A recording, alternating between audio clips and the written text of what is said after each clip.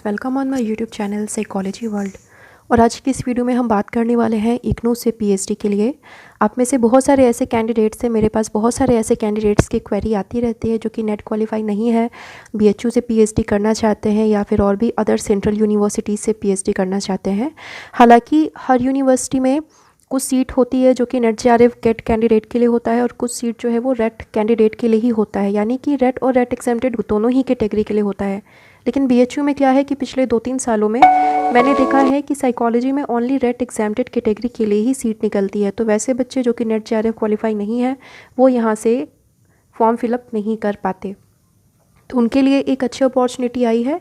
इग्नू से आप पीएचडी कर सकते हैं और इग्नू से पीएचडी करने के लिए आपको यहाँ पे प्रॉपर इसका जो स्पेशल एंट्रेंस एग्ज़ाम होता है आपको वो क्वालिफाई करना होता है। और यहाँ पे एक चीज़ और है कि चाहे आपने नेट किया हो, एमफिल किया हो, जेआरएफ है, अगर आपको इग्नू से पीएचडी करना है तो आपको इग्नू का ही जो एंट्रेंस एग्ज़ाम लिया जाता है वो आपको क्वालिफाई करना होता है, कट ऑफ को पार करना होता है, तभी फिर आप आगे के प्रोसीजर में जाते हैं। तो यहाँ पे सबके लिए सेम अपॉर्चुनिटी होती है, चाहे आप नेट जेआरएफ क्वालिफाई हैं या फिर नहीं है। तो आइए इंपॉर्टेंट डेट्स को हम यहाँ पे डिस्कस कर लेते हैं। तो स्क्रीन पे आप हेडलाइंस को देख रहे होंगे। इग्नू से कर सकते हैं पीएचडी, 20 तक कर सकते हैं ऑनलाइन रजिस्ट्रेशन, यानी कि ऑनलाइन अप्लाई करने की जो लास्ट डेट होगी वो 20 दिसंबर होने वाली है। एंड आइए पूरे न्यूज़ को यहाँ पर पढ़ लेते हैं। Indira Gandhi national open university से पीएचडी करने के लिए ऑनलाइन आवेदन प्रक्रिया जारी है। छात्र छात्राएं 20 दिसंबर तक ऑनलाइन रजिस्ट्रेशन कर सकते हैं और रजिस्ट्रेशन के लिए इग्नू की वेबसाइट पर इसके लिए लिंक अवेलेबल करवाया हुआ है। और आपका जो एंट्रेंस एग्ज़ाम लिया जाएगा वो 8 जनवरी को लिया जाएगा। तो अभी आपके पास ऑलमोस्ट 1 मंथ है तैयारी के लिए।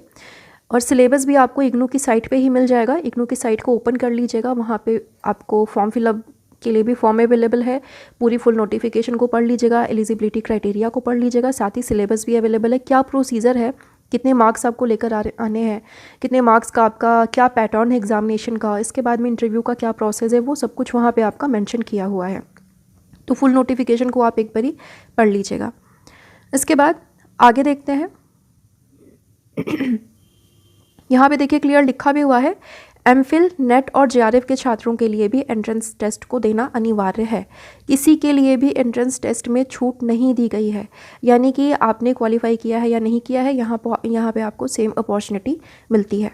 छात्रों को 1000 फीस जमा करनी है, यह रिफंडेबल नहीं होगा, यानी कि अप्लाई करने की जो फ़ी होगी वो 1000 होगी, रिफ़ंड नहीं किया जाएगा उसको। और पीएचडी के लिए किसी भी वीवी से यानी किसी भी यूनिवर्सिटी से स्नातकोत्तर में यानी कि पीजी में या मास्टर्स में कम से कम 55% अंक प्राप्त होना अनिवार्य है। यानी कि अगर आप अनरिजर्व कैटेगरी से हैं या फिर जनरल कैटेगरी से हैं तो मिनिमम स्कोर आपका 55% होना चाहिए। और ST, SC, OBC, non creamy layer, EWS को यहाँ पे 5% की छूट दी गई है। तो अपना कैटेगरी आप देख लीजिएगा। एंट्रेंस टेस्ट का 70% और इंटरव्यू का 30% अंक होगा और एंट्रेंस टेस्ट में क्वालिफाई करने के लिए 50% अंक का होना अनिवार्य है, यानी कि मिनिमम आपको 50% मार्क्स जो है वो लेकर के आना है एंट्रेंस एग्जामिनेशन में। और यहाँ पे जो भी मार्क्स आप लेकर आएंगे उसका 70% ऐड किया जाएगा और इंटरव्यू जो है वो 30% का होगा।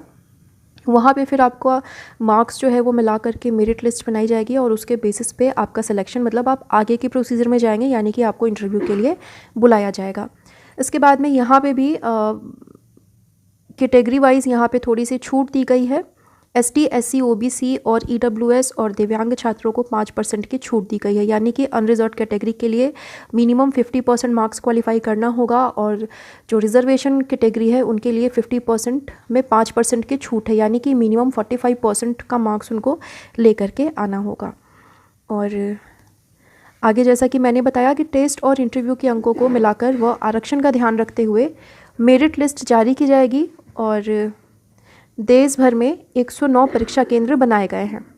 तो यहाँ पे आप इसको देख सकते हैं, अपने रीजन के अकॉर्डिंग, अपने स्टेट के अकॉर्डिंग आप यहाँ पे अप्लाई कर सकते हैं।